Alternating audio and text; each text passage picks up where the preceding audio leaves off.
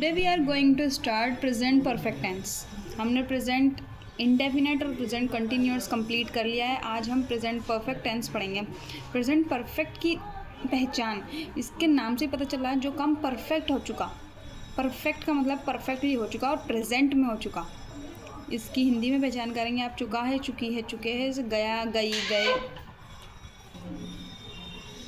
Present perfect tense के अंदर आप वो काम जो आपका परफेक्टली हो चुका और आपको इंग्लिश में उसको बोलना है, किसी को बताना है, लिखना है। अगर आप एग्ज़ाम दे रहे हैं तो परफेक्ट टेंस किस तरीके से बनाए जाते हैं, इसके भी 4 होते हैं: अफर्मेटिव, निगेटिव, इंट्रोगेटिव, नेगेटिव, और उन सब के अलग अलग फॉर्म रहते हैं। इसके लिए बनाने के लिए इसकी भी एक हेल्पिंग वर्ब होती है प्रेजेंट। जैसे कि हमने प्रेजेंट इंडेफिनेट के अंदर पढ़ा था डू डज, उसकी हेल्पिंग वर्ब होती है। कॉन्टीन्यूअस में पढ़ा था is am are, helping verb होती है। उसी तरीके से प्रेजेंट परफेक्ट में इसकी हेल्पिंग वर्ब होती है हैज़ और हैव। हैज़ और हैव इसकी हेल्पिंग वर्ब है। ये भी सब्जेक्ट के अकॉर्डिंग लगेंगे। हैज़ लगता है थर्ड पर्सन के साथ, यानी कि ही, शी, इट या किसी का नाम आ जाए तो हम एज अ हेल्पिंग वर्ब हम हैज़ का यूज़ करेंगे।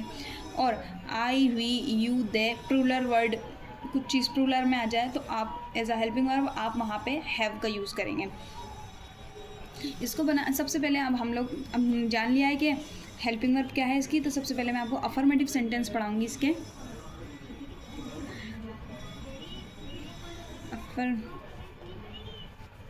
अफर्मेटिव सेंटेंस यानी कि सकारात्मक वाक्य, सिंपल सेंटेंसेस।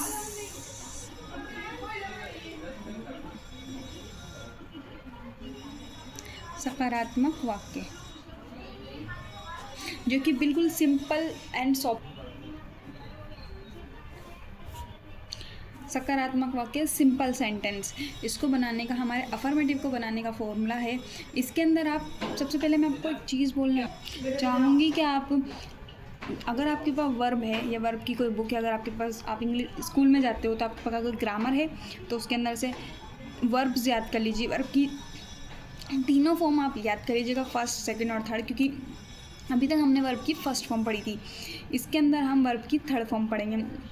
आगे जाके हम वर्ब की सेकंड फॉर्म के फॉर्मूले भी आएंगे, तो आप ये याद कर लीजिएगा, वर्ब की फॉर्म्स याद कर लीजिएगा। कहीं से भी याद कर सकते हैं आप। अगर आपको मुझसे चाहिए तो आप मुझे बता सकते हैं, मैं भी आपको एक वर्ब की फॉर्म का चार्ट बना के दे दूँगी। इसको बनाने का फॉर्मूला है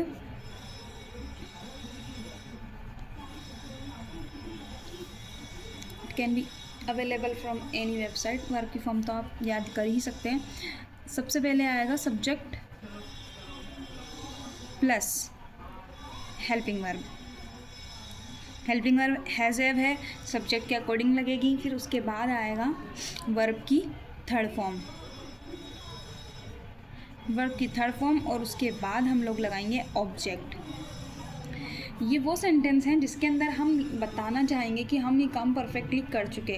लाइक अगर मैं कहूँ कि पौधा बड़ा हो गया, मैं किसी से अगर कहना चाहूँ पौधा बड़ा हो गया,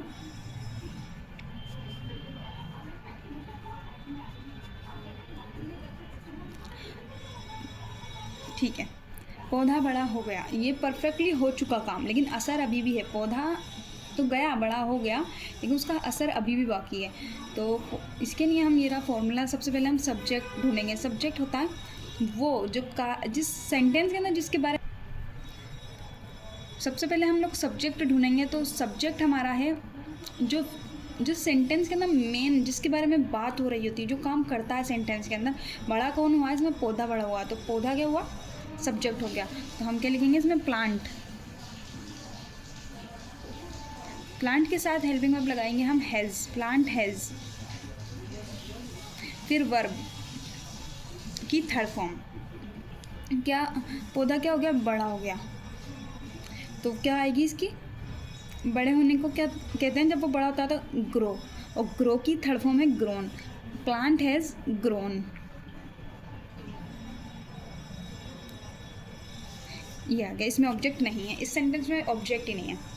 किसी सेंटेंस में ऑब्जेक्ट आएंगे, किसी में नहीं आएंगे। इस सेंटेंस में ऑब्जेक्ट नहीं था, प्लांट हैज़ ग्रोन, पौधा बड़ा हो गया। इसी तरीके से अगर हम सेकंड सेंटेंस लें, इसी तरीके से अगर मैं बोलूँ कि मैं ये फ़िल्म देख चुका हूँ, मैं ये फ़िल्म देख